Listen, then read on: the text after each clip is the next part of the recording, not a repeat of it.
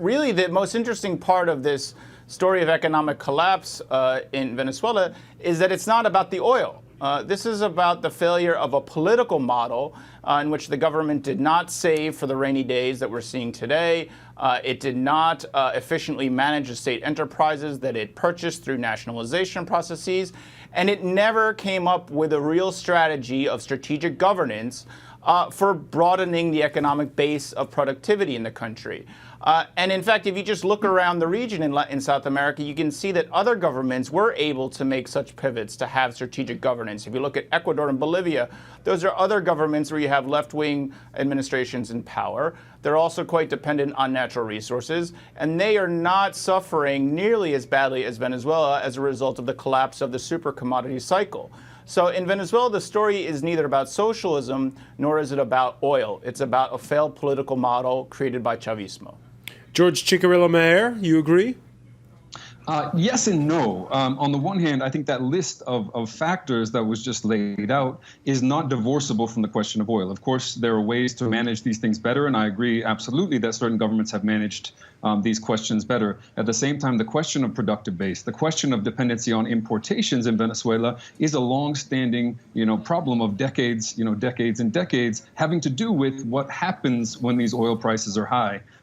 Absolutely, more reserves could have been put aside. I really actually, though, think that the root of this economic problem has everything to do with the currency control system and the slowness to react to the currency crisis that began to grow in 2013. The Maduro government should have transformed the currency control system, should have liberated those controls much earlier, and I think would have found itself in a very different situation. The reserves would not have been sucked dry so quickly. The rampant corruption that was never eliminated under Chavismo would not have expanded so dramatically in the way that it did, given the incentives of this black market for the U.S. dollar. And so I think there are lots of things that the Venezuelan government could have done. At the same time, these things are all tied to oil in a lot of ways, and they're also all tied to the long-standing problems of a political system that depends fundamentally on this commodity. Daniel Landsberg-Rodriguez, at the end of the day, it's a lot about oil. I agree completely. The example that's being used of comparing Ecuador or Bolivia to Venezuela overlooks, I think, something that's very fundamental in this story, which is the fact that Venezuela, which is a medium-sized, lower middle-income country, attempted to step up under Chavez to become a regional spearhead of a new movement. And the way that was done was by sharing a lot of that oil wealth with small Caribbean countries to shore up support in, for example, the Organization of American States and other internationalist bodies. Of that system, Bolivia and Ecuador were receiving aid from Venezuela. They were getting subsidized oil. So Venezuela was paying out into a system that these other countries were getting benefits from.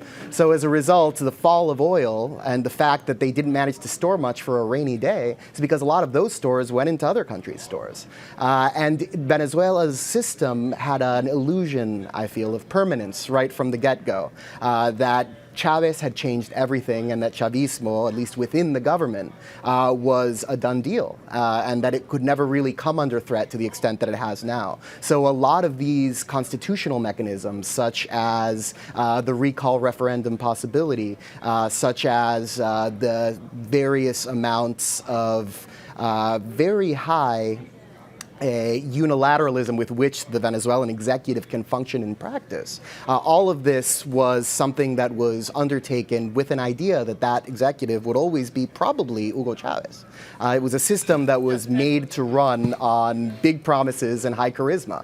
And the big promises are still there, but the charisma's gone. And the oil money, which was the other key factor there, is also gone. So at this point, it's consistent damage control. It's a lot of short-term decision-making to put out the fire that the government sees right in front of it, even at the cost of being able to manage the problems that are almost certainly going to come on further down the road. The can keeps getting kicked further. And I think we're seeing that come to fruition right now.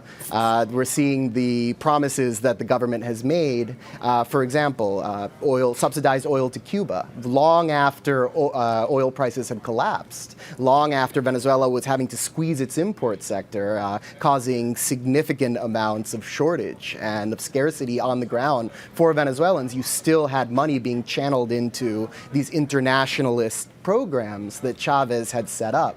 This was never supposed to be a national revolution. It was a global program, and the government has been very slow to adapt away from that. So I think that it's an oil story, but Venezuela is keenly affected in a way that other oil and other commodity economies have not been.